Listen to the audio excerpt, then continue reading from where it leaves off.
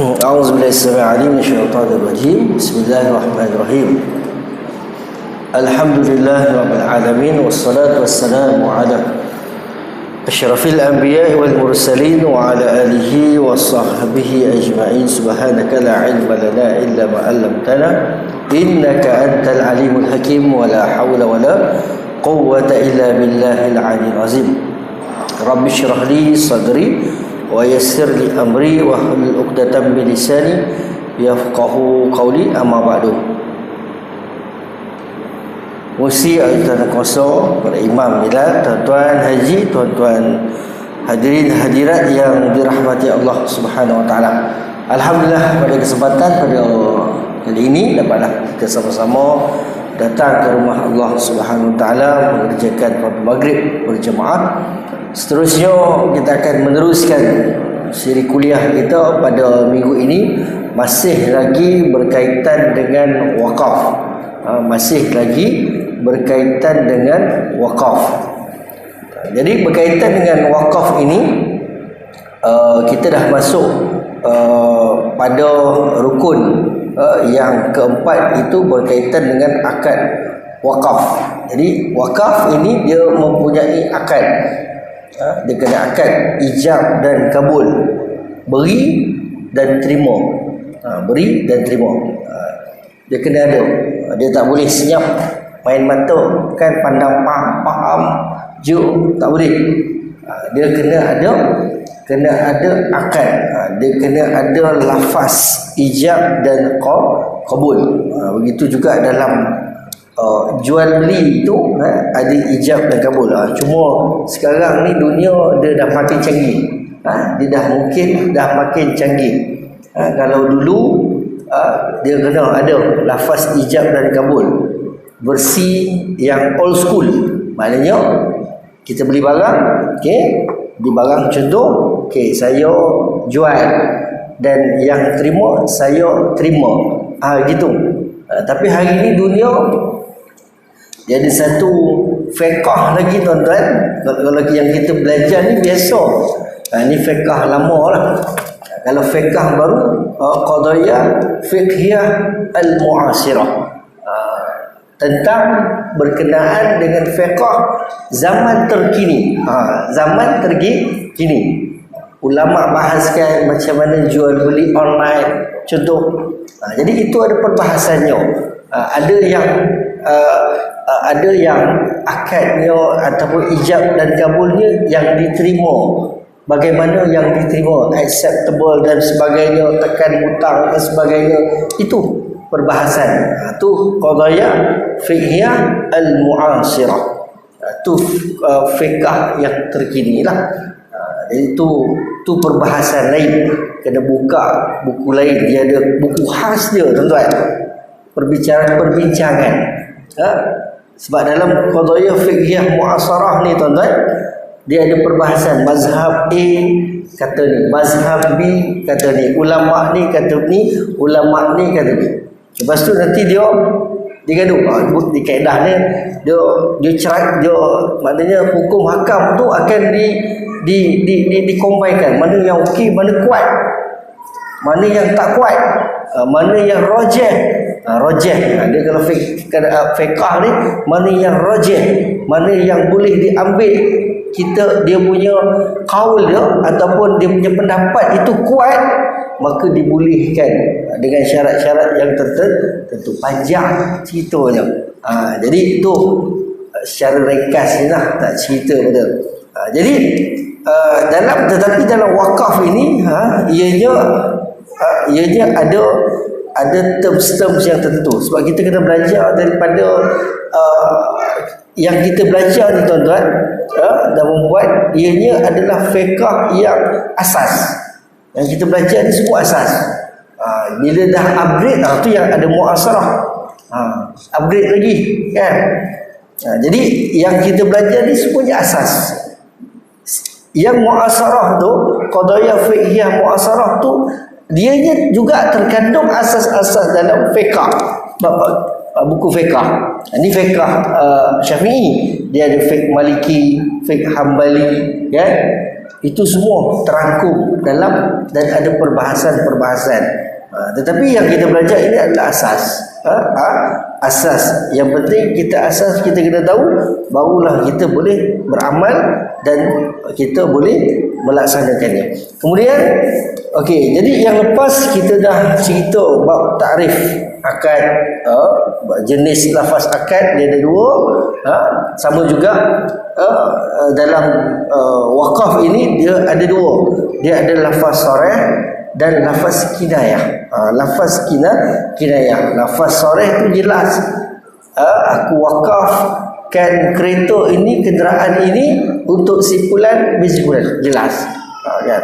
Ada lafaz simbolik, hartaku ini adalah sedekah kepada fakir miskin. Itu kena tanya. Sama juga dalam cerai, kan? Engkau tak nak tengok muka kau, balik rumah mak kau. Tanya, bang, abang kena tanya, bang, abang nak ceraikan saya ke memang saya suruh saya balik rumah mak saya je? Kalau suami cakap, aku nak cerai ke kau sebenarnya, kan? Jadi lafaz tu nak kena tanya pada empunya tuan badan. Ada lafaz kinayah, saya serahkan kenderaan ini kepada surau. Contoh, serah gitu ke? Takut dia serah siap kan, esok minta balik. Minta bang, nak pergi kerja. Minyak mahal, contoh gitu kan. Kenderaan rosak lah kan, macam mana? Sebab wakaf ni bila kita dah wakaf sesuatu, ya, kita tak boleh gunakan semula. Contoh tuan-tuan wakafkan rumah. Jadi tuan-tuan tak boleh claim. Alamak, rumah dah wakaf, tiba-tiba berlaku kegawatan ekonomi waliyazubillah, ya. Rumah pula kena lelong. Ada satu rumah yang teringat dulu, alamak ada wakaf lah satu, kan. Datang pada tuan punya tu, saya nak ingat nak ambil balik lah, kan. Ataupun bolehlah saya duduk sebulan kat sini, manfaat untuk dia. Wakaf tidak dibenarkan begitu. Wakaf tidak dibenarkan untuk kita menggunakan semula. Sebab apa? Bila wakaf, ianya adalah milik selama-lamanya untuk orang tu. Dia dah berpindah milik. Tak boleh kita minta balik. Tak boleh Ustaz minta balik buruk siku pun tak apalah. Tak boleh. Ni hukum ni bukan pasal buruk siku, haram hukumnya mengambil semula. Okey, jadi itu.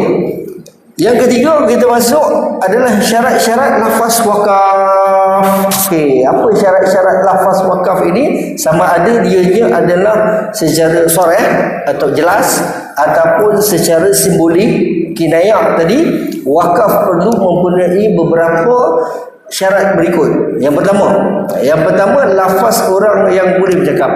Maknanya orang tu boleh bercakap, saya wakafkan sekian ataupun tulisan bagi orang bisu, hendaklah jelas bermaksud wakaf. Bisu, orang bisu nak wakaf tak boleh lah nak cakap, kan. Nak bagi pula pada orang tu tak tahu bahasa isyarat, tak faham bahasa isyarat, tulis tulis, kan. Jadi orang bisu ni tuan-tuan, dia memang tak boleh cakap. Tetapi kalau tuan-tuan WhatsApp dengan dia, contohlah, tuan-tuan takkan tahu dia ni orang bisu, orang bisu, sehinggalah dia buktikan dia tak boleh cakap. Itu keistimewaan dia. Dan orang bisu ni tuan-tuan tengok, dia ada kelebihan dia pantas tuan-tuan, sangat pantas. Dia buat apa semua pantas. Saya ada terlibat dengan abang ni tahulah dia macam mana, geng-geng kan, kawan-kawan dia kan, buat khusus tu kan, buat khusus bakery. Jabatan saya ni, unit saya salah satunya, kita memajukan OKU ni buat khusus bakery, masak kan. Dia punya lancu dia, weh, sok kejap dia dalam kepala dia ingat cepat. Itulah. Jadi kena tulis, aku wakafkan sekian untuk sebulan demi sebulan. Okey. Yang kedua, hendaklah lafaz tersebut tiada batasan masa. Beliau berkata, saya mewakafkan harta ini untuk menuntut ilmu selama setahun. Tak boleh. Wakaf, bila kita sebut wakaf, ialah milik selama-lamanya, orang tu selama-lamanya. Tak boleh kita nak claim semua, tak boleh. Dia dah jadi wakaf. Jadi bila dia cakap macam itu, saya wakafkan tanah saya ini untuk menuntut ilmu selama setahun, maka wakafnya itu batal. Tak boleh dikira sebagai wakaf. Tak boleh. Lafaz itu tidak sah. Sebab apa? Adanya jangka masa tertentu. Pengecualian daripada syarat jangka masa. Ada pengecualian pula daripada syarat jangka masa ni. Apa dia? Okey. Walaupun adanya syarat jangka masa ini, ulama telah mengecualikan, kecuali masjid, benteng pertahanan dan kawasan kubur atau yang seumpamanya seperti membebaskan hamba. Para ulama meletakkan hukum wakaf ini sah selama-lamanya dan jangka masa tersebut dimansuhkan. Tujuan jangka masa tersebut dimansuhkan adalah untuk menjadikan akad tersebut sah selagi ada jalan untuk orang itu. Contoh, sekiranya seseorang berkata, saya mewakafkan tanah saya ini untuk masjid ini, untuk atau untuk kubur atau untuk benteng pertahanan selama setahun, wakaf beliau dianggap sah selama-lamanya dan tempoh tersebut dibatalkan. Maknanya dia cakap tu kita boleh terima. Maksudnya saya wakafkan tanah ini untuk masjid. Gitu kan. Saya wakafkan tanah saya ini untuk perkuburan, dan saya wakafkan tanah saya ini untuk benteng pertahanan selama setahun. Disebut setahun tu 3 benda ni je.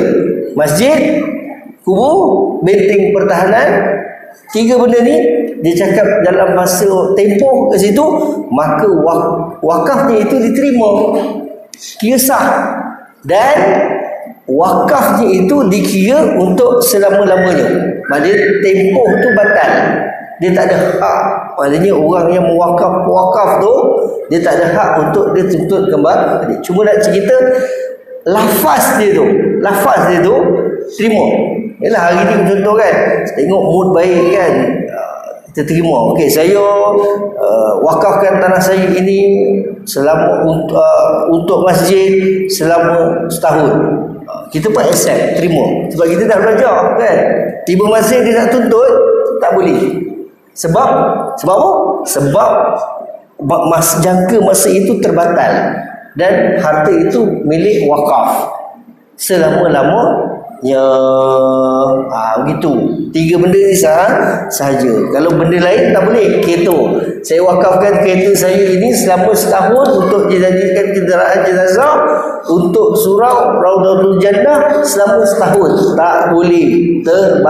Batal. Tak boleh. Okey, itu sahaja. Okey.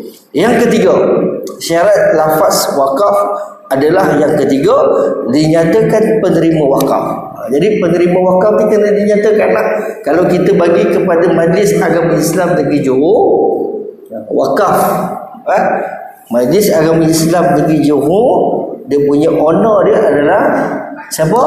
Tuanku Sultan Johor. Itu dia punya owner dia. Saya tahu. Dia bukan tu. Majlis Agama menguruskan harta tersebut. Dinyatakan. Tu cerita Majlis Agama lah. Tu tak ada masalah, tu jelas. Ni kira kita nak bagi wakaf kepada seseorang yang kita tak namekan nama dia. Tak boleh. Maka dinyatakan penerima wakaf. Jika beliau menyebut saya mewakafkan harta ini atau saya sedekahkan harta ini tanpa menyebut penerima wakaf, wakaf tersebut dikira terbatal, tak dikira sebagai wakaf. Kenapa? Kerana tidak diketahui pihak yang bertanggungjawab yang menguruskannya. Itu kena jelas. Maknanya kena letak penama. Kena letak penama. Kemudian yang keempat, tiada sebarang syarat tambahan. Wakaf telah menjadikan harta tersebut sebagai hak milik serta termeda, tidak sah mengaitkan dengan apa juga syarat. Sekiranya saya wakafkan harta ini, tanah ini dengan syarat, okey, maka tak dibolehkan. Contoh, dia tak bagi kat sini kan, dia bagi kat sini. Jika seseorang berkata, saya mewakafkan rumah saya kepada fakir miskin dengan syarat Zaid datang. Mungkin Zaid ni fakir miskin jugalah, dia nak Zaid tu datang. Jadi Zaid tak ada, kebetulan Zaid pada hari berkenaan meninggal dunia, contoh, maka wakaf itu tidak sah. Ataupun contoh, saya wakafkan kereta saya untuk mereka dengan syarat isteri saya setuju. Dia agak kuih kontrol tu macam mana kan. Isteri pegang harta, pegang duit kan, boleh, saya nak. Kan ada cerita kan, cerita apa kan, dia nak kena tanya isteri tu barulah boleh. Jadi wakaf sendiri juga dikira terbatal. Ataupun saya wakafkan kereta saya ini dengan syarat anak saya setuju, anak saya duduk kat KL kan. Kalau dia setuju, saya setuju lah, tak ada masalah.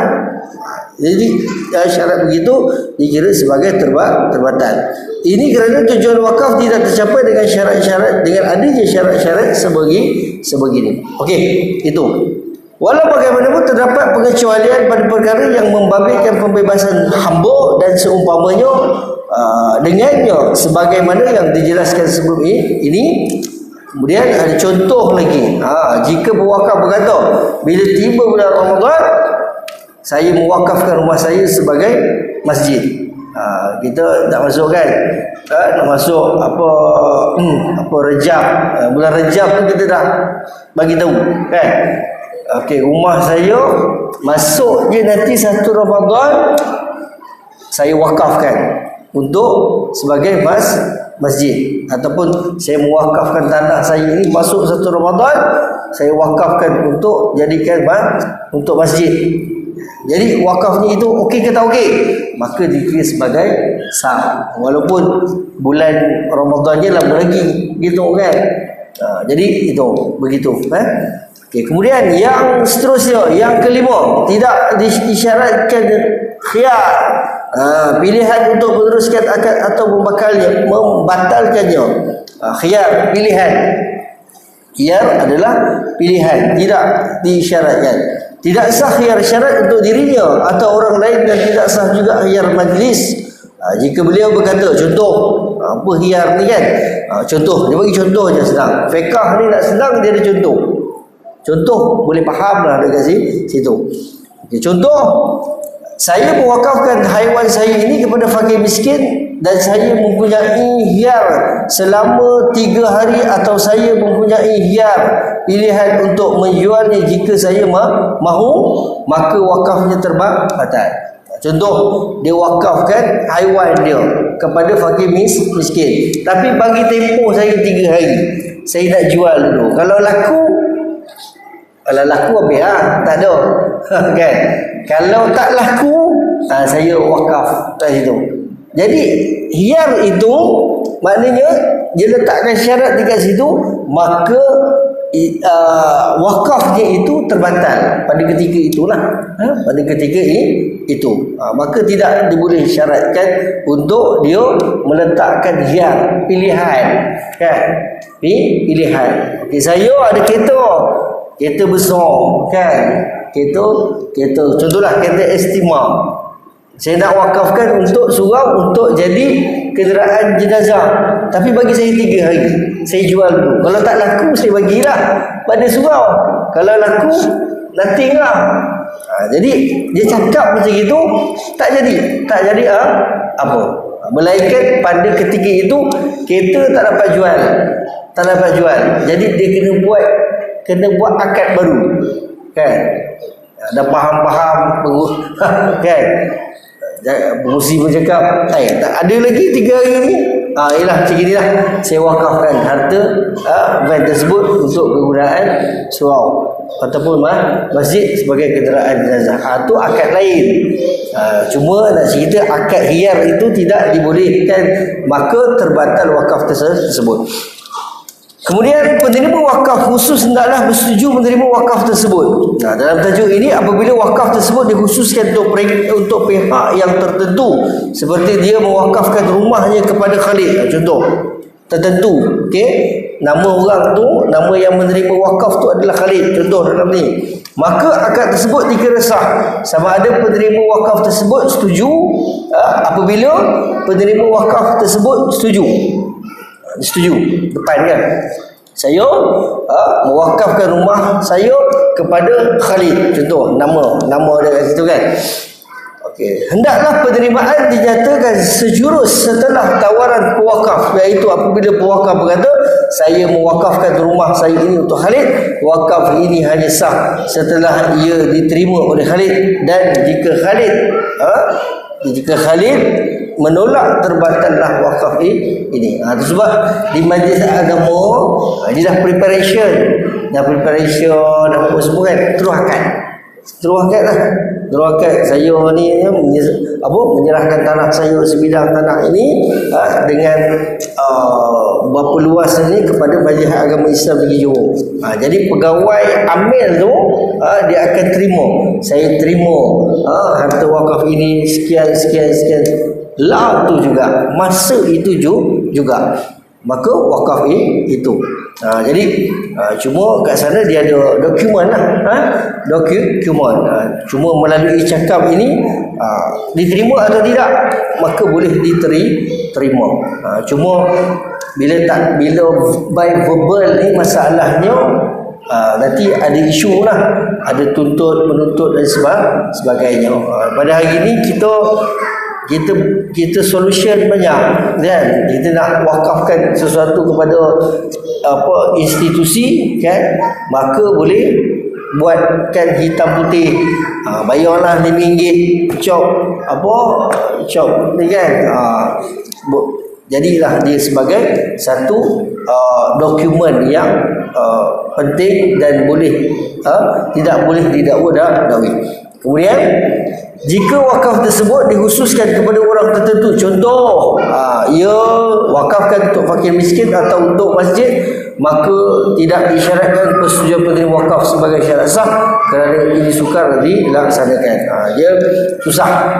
Kalau fakir miskin ni dia tak tertentu. Kalau khusus itu mudah. Kalau tidak khusus ini dia sukar untuk dilaksanakan. Okey. Tadi kita cerita mengambil manfaat daripada wakaf, betul? Seseorang wakaf sesuatu, boleh tak dia ambil manfaat daripada apa yang telah dia wakafkan kepada penerima wakaf tersebut? Boleh tak dia boleh tak dia menggunakan? Contoh macam perigi kan, saya wakafkan perigi ini untuk masalah di taman ini, jadi pergi. Contohlah kuih belakang tu dalam kawasan dia kan, maka boleh tak? Ini persoalan isu yang nak ditimbulkan. Pewakaf tidak boleh sama sekali menggunakan harta yang telah diwakafkan untuk dirinya sendiri sebagaimana yang telah dinyatakan sebelum ini. Okey, itu faktanya yang pertama. Okey, pewakaf tidak boleh mewakafkan hartanya untuk dirinya sendiri kerana wakaf bermakna hak milik pindah harta kepada pewakaf kepada orang lain, termasuklah penggunaannya pun tak boleh. Ambil manfaat daripada apa yang telah diwakafkan itu tidak dibenarkan, bahkan haram untuk digunakan. Walau bagaimanapun ada beberapa wakaf yang dibenarkan untuk digunakan manfaatnya. 3 benda je, 3 perkara je yang dibenarkan untuk pewakaf menggunakan wakaf tersebut untuk diguna. Apa dia? Sekiranya beliau mewakafkan hartanya dalam bentuk masjid. masjid, kan? Kubur ataupun perigi. Tiga benda yang tuan-tuan kena tahulah masukkan dalam. Ini kalau tuan-tuan pergi dekat macam ni, infak daripada orang ramai. Kalau tuan-tuan pergi masjid Seri Sendayan, pernah pergi tak? Saya pun tak pernah pergi lagi. Apa cerita-cerita dah pernah pergi. Tengoklah cuti macam mana kan. Itu siapa yang buat tuan-tuan? RHB Bank, Rashid Hussein Bank tu, dia yang buat Masjid Seri Sendayan. Jadi Rashid Hussein ni kan, dia boleh tak gunakan tempat tu untuk dia solat dekat masjid? Dia yang wakaf. Cantiklah tuan-tuan kan. Kita tengok dekat tengok dekat YouTube pun cantik. Tu ada kesempatan tu bolehlah pergi ziarah. Ada satu lagi, kalau tuan-tuan nak pergi masjid tu memang macam dekat Madinah, dekat Masjidil Haram tu kan. Tu dekat Kelantan. Betul? Dekat Kelantan. Ada orang Kelantan? Dekat Kelantan. Pergi sana kan, agak-agak kalau duit tak cukup lah Ustaz nak pergi umrah. Ni kan orang pergi umrah kan, subhanallah, kaya alhamdulillah kan. Orang pergi umrah, tengok aduh kan, sedih. Pergi, tapi tuan-tuan jangan tawaf kat situ kan. Pergi tawaf kat situ, apalah tuan-tuan kena tangkap kat situ kan. Jangan tawaf pula kat situ kan. Itu tuan-tuan. Jadi masjid, kubur, perigi, ni tiga benda boleh guna tak? Wakaf. Okey, beliau boleh menggunakan harta wakafan ini sebagai umat Islam yang lain. Dengan ini bolehlah beliau solat di dalam masjid yang diwakafkan, minum dari perigi yang diwakafkan, dan dikebumikan di tanah perkuburan yang diwakafkan. Tiga sahaja, tiga sahaja, lain no more. Tak boleh. Masjid, kubur, perigi. Tuan-tuan tahulah. Rupanya ada harta wakaf yang kita boleh guna kan. Yang kan semua tak boleh guna. Okey, ini berdasarkan hadis Utsman radhiyallahu anhu katanya. Dia ada satu hadis ni tuan-tuan. Hadis berkenaan dengan Bi'rul Rawmah. Bi'rul Rawmah ni tuan-tuan kan, Nabi SAW. Saya baca hadis ini duluan. Inna Nabi SAW qadimal Madinah. Nabi SAW sampai Madinah. Bila sampai Madinah ya, walaysa biha ma'un, tak ada air. Sampai Madinah tak ada air. Illa bi'ra Rawmah, melainkan satu nama perigi itu, nama perigi ini Rawmah. Okey. Faqala, dan Nabi SAW bersabda, siapakah yang mahu membeli perigi Rawmah, fayaj'alu dalwahu ma'a dila'il muslimin bi khairin lahu minha fil jannah. Nabi begitu. Lalu dia, siapakah yang mahu membeli perigi Rawmah, lalu dia mewakafkannya sehingga dia meletakkan timbanya di telaga itu bersama timba-timba orang Islam dengan ganjaran yang lebih baik baginya daripada perigi itu di dalam syurga. Maknanya tuan-tuan, siapa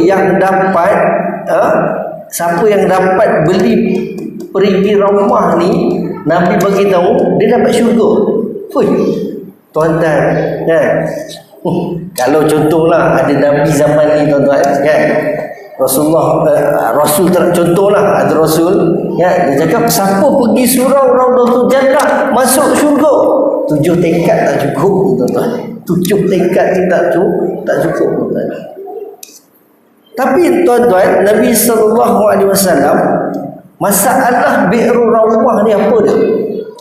Bi'rul Rawmah ini, perigi Rawmah ini dimiliki oleh seorang Yahudi. Yahudi punya Bi'rul Rawmah ni. Dan dia jual air daripada perigi Rawmah ini kepada orang Islam dengan harga Yahudi. Harga Yahudi tu maksudnya mahal gila lah. Mahal. Tapi dia jual pada orang Yahudi murah-murah je. Dia peniaga, kan? Dan Nabi SAW cetuskan hadis ini nak bagi sahabat-sahabat ni motivasi pada sahabat-sahabat berebut. Dan sahabat-sahabat berebut tak? Confirm tuan-tuan, sahabat-sahabat berebut. Tapi nak beli perigi rumah ini senang ke susah? Susah. Sehingga kan orang Yahudi itu tuan-tuan, dia meletakkan satu signboard di hadapan bi'ru rawmah ini, la abi'u bi'ru lil muslimin. Aku takkan jual perigi ini kepada orang muslimin. Maknanya orang Islam yang nak beli memang tak ada can. Memang tak ada can nak beli. Jadi Nabi sudah ungkap hadis, siapa yang beli perigi rumah ini dapat syurga. Masalahnya nak beli perigi ini kena beli dengan orang Yahudi. Dan perangai memang Yahudi. Susah. Tetapi ada satu sahabat tuan-tuan, nama dia Utsman bin Affan. Utsman bin Affan ni tuan-tuan, ini politik punya orang. Politik punya orang tuan-tuan. Politik punya orang. Dia pandai communicate dengan orang masyarakat. Sayyidina Utsman orang yang lemah lembut, boleh berbicara. Dia diplomatik tuan-tuan. Diplomatik. Dia jumpa pakcik ni, dia jumpa pakcik Yahudi ni, dia cerita, pakcik, saya nak tawarkan sesuatu pada pakcik. Tapi tawaran ini bukanlah bermaksud saya nak beli perigi pakcik. Dan saya akan beli perigi, saya akan, dia kaedah kita pajak lah, gitu lah. Pajak bukan milik kita, kan? Dia milik orang, cuma kita usahakan je, kan? Saya letak syarat, dia bentang lah paperwork dia, kan? Pakcik macam gini pakcik, okay, kita pajak, saya beli, kan? Saya beli, okay, hari ni saya guna, esok pakcik guna. Berapa pakcik nak bagi? Pakcik tu cakap, lain macam, kan? Biasa orang nak beli, ni tak beli, kan? Tapi dia tawar tu. Dan pakcik Yahudi ni, dia tawar pada Utsman bin Affan 9,000 dinar. 9,000 dinar. Satu dinar besar tuan kan? Dan dinar tu adalah duit emas. Dia bukan hari ni duit fiat, tak. Hari ni duit fiat nama dia, FIAT. Bersandarkan kepada emas semasa. Tak emas ada ke tak ada, wallahualam lah tuan-tuan, ya. Duit kertas tu. Dinar 9,000 ni. Sayyidina Utsman bin Affan ni cerdik tuan-tuan. Pakcik tawar 9,000, saya bagi 12,000. Orang niaga tuan-tuan. Tuan-tuan jual buku ni, saya jual harga RM5. Orang beli tabur, saya beli RM10. Jual tuan-tuan. Dan pakcik ni tuan-tuan, apa yang dia buat? Okey, kau nak pajak, tak ada hal lah. Sehari orang Islam, sehari untuk orang lain lah, siapa yang nak beli. Jadi tak? Jadi sign cop semua siap, komplit, ada MOU apa dan sebagainya. Sayyidina Utsman pergi satu bukit, bagi tahu, wahai muslimin, aku dah beli aku dah beli bi'ru rawmah. Tetapi ceritanya hari ini orang muslim punya, esok adalah orang kafir punya. Itulah. Jadi maknanya bila hari kaum muslimin, ambillah banyak. Ambillah bertong-tong tu, bawalah balik rumah. Apa yang jadi pada pakcik tu? Hari kedua tak ada orang nak beli. Orang Islam dah datang. Memang taklah orang Islam dah datang. Sebab hari yang masa hari orang muslimin dah ambil free of charge. Tak ada. Maka sampai satu ketika pakcik ni pun termenung. Bila termenung, Utsman pun datang. Sayyidina Osman pun dah datang. Sayyidina Osman tuan. Ni bukan Pakcik Seman. Ni Sayyidina Osman. Dia datang jumpa pakcik. Pakcik, kenapa pakcik? Kan? Itulah aku ni macam salah step ni dengan kau ni kan. Macam gini lah pakcik kan. Kita ceritalah, saya tepi lah. Pakcik, saya bayar 12,000 dinar. Saya tambah lagi 3,000 dinar je lah. Pakcik jual lah pada saya. Pakcik nak buat apa? Anak makcik pun dah kerja. Pakcik pun dah tua. Hidup dengan makcik je kan. Pakcik dapat duit tu, pergi enjoy lah. Pergi Palestin tu, pergi kat dinding ratapan tu, kena untuk bala dah pakcik kat sana. Lagi bagus kat sana daripada pakcik buat macam ni kan. Pakcik tu pun fikir, yalah aku pun dah tua kan. Jual tuan. Jual semua. Bagi 3,000 lagi dinar, settle.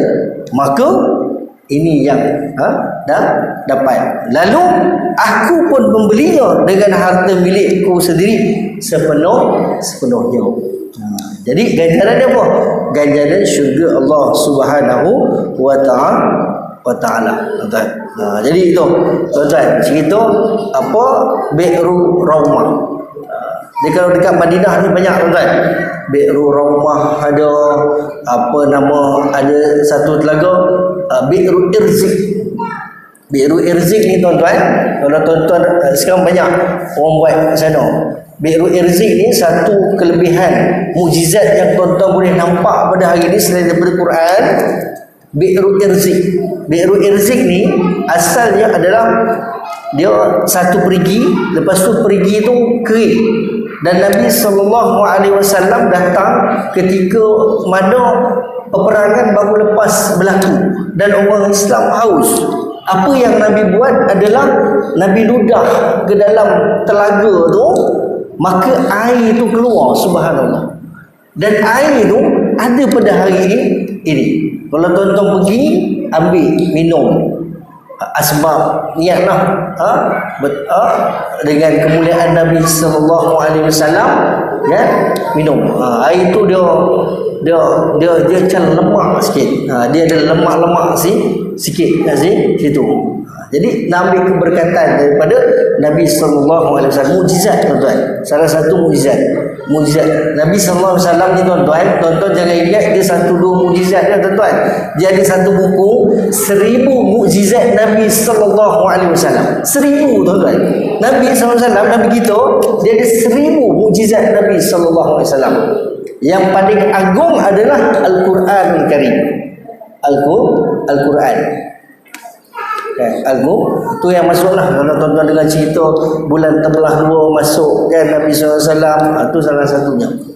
Nabi SAW daripada jari Nabi SAW keluar air, itu adalah. Dan Nabi SAW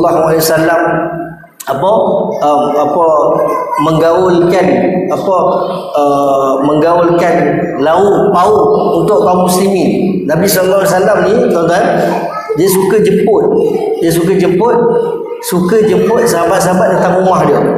Tapi ada satu ketika satu sahabat ni dia miskin tuan-tuan, miskin. Nabi SAW jemput datang rumah dia. Wahai sahabat-sahabat sekalian yang baru habis berperang, kita pergi rumah sahabat ni. Sahabat ni tuan-tuan, tak cukup tanah tuan-tuan. Yalah, akhir bulan, gaji tak masuk lagi, orang nak datang. Anjing tuan-tuan buat kerja kan. Tapi sahabat ni tuan-tuan, dia ada 1000 kambing dekat belakang. Dia masak. Nabi SAW datang rumah tu, Nabi gaul lauk tu kan. Tuan-tuan, tentera Islam yang berperang pada masa tu tak kurang daripada 1000 orang. Seekor kambing boleh makan 1000 orang. Mukjizat Nabi SAW. Jadi 1000 tuan-tuan. Mukjizat Nabi SAW. Ada buku dia tuan-tuan. Cari dekat badan. Buku 1000 mukjizat Nabi SAW, supaya tuan-tuan tahulah Nabi kita ni bukan calang-calang orang kan, bukan kaling-kaling, bukan besi-besi tuan-tuan. Ada mukjizat Nabi SAW. Ada Nabi SAW boleh berkata-kata dengan haiwan. Nabi SAW sebelum dia ditaklifkan jadi Rasul, Nabi kan umur 25 tahun, kahwin dengan Khadijah, kan? Kahwin dengan Khadijah, dan Nabi SAW berulang alik daripada Humah ke Gua Hira. Tu tuan-tuan mesti tahu lah. Hari-hari dia ulang. Tapi bila dia ulang alik tu tuan-tuan, dia dengar ada orang yang sebut sallallahu alaihi wasallam, sallallahu alaihi wasallam, sallallahu alaihi wasallam, Allahumma salli ala sayyidina Muhammad, Allahumma salli ala sayyidina Muhammad, Allahumma salli ala Muhammad. 25 tahun sampai umur 40 tahun, 15 tahun tuan-tuan. Siapa yang bagi? Rupanya tuan-tuan, dia tanya pada malaikat Jibril. Jibril lah, malaikat. Wahai Jibril, aku nak tanya kau satu, kan? Aku setiap 15 tahun ni, 15 tahun aku ulang alik daripada rumah aku sampailah ke Gua Hira ni, patah balik aku terdengar suara orang ni sebut sallallahu alaihi wasallam, Allahumma salli ala sayyidina Muhammad. Siapakah dia? Kalau kau nak tahu, itulah batu-batu sepanjang jalan yang kau jalan tu, itulah yang berselawat ke atas engkau. Baru 15 tahun tuan-tuan. Kita kalau hari malam kita jalan, orang sebut nama kita, kan? Sebut nama kita dah tercari, habis tuan-tuan. Esok keluar TV3. Confirm punya tu tuan-tuan. Tapi itulah kan mukjizat Nabi sallallahu alaihi wasallam tuan-tuan. Jadi itu yang perlu kita syak belum syak. 1 minit, 2 minit. Okey. Dia seronok dia cerita dengan Rasulullah ni, seronok tuan-tuan, kan? Okey tuan-tuan, itu. Jadi ceritanya tadi Bi'rul Raumah. Bi'rul Raumah. Jadi sebab sifat sahabat Nabi sallallahu alaihi wasallam ini dalam sesuatu perkara yang mendatangkan kebaikan dan kebajikan, fastabiqul khairat, bersegera untuk buatkan kebaikan di dalam kehidupan. Itu yang perlu kita ambil contoh daripada cerita Bi'rul Raumah ini. Dan dan Bi'rul Raumah ni dah tak ada dah. Maknanya sampai hari ni dia dah tutup. Banyak telaga-telaga dekat sana tuan-tuan. Bi'rul Usman nama dia, kan? Dia kat situ dia tak ada Raumah, Bi'rul Usman. Dia dah ditutup. Dia ditutup ni bukan apa tuan-tuan. Sebab orang kadang-kadang, orang Malaysia ni okey lagi tuan-tuan. Kadang-kadang orang daripada luar kan, dia punya puja tu luar biasa, kan? Puja tu luar biasa tuan-tuan. Luar biasa.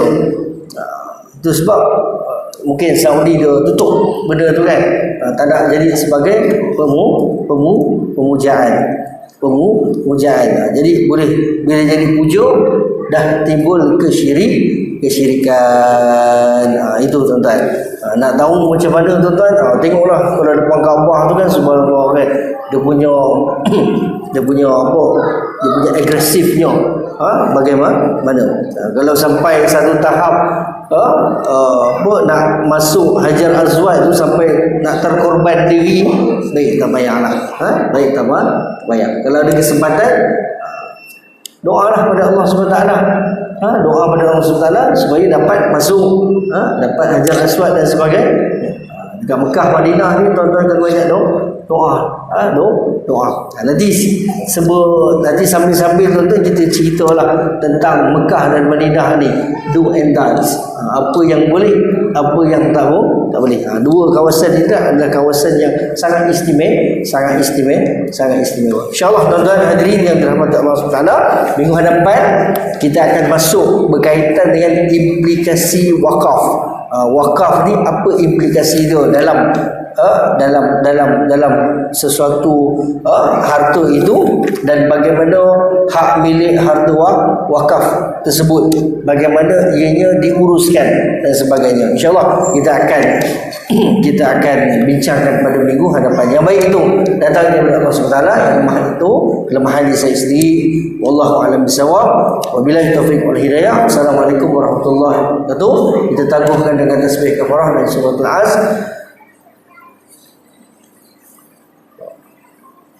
Dan nanti insyaAllah tuan-tuan selepas Isyak kita ada hajat kepada sahabat kita, saudara Bob, untuk kita melaksanakan tahlil insyaAllah selepas Isyak.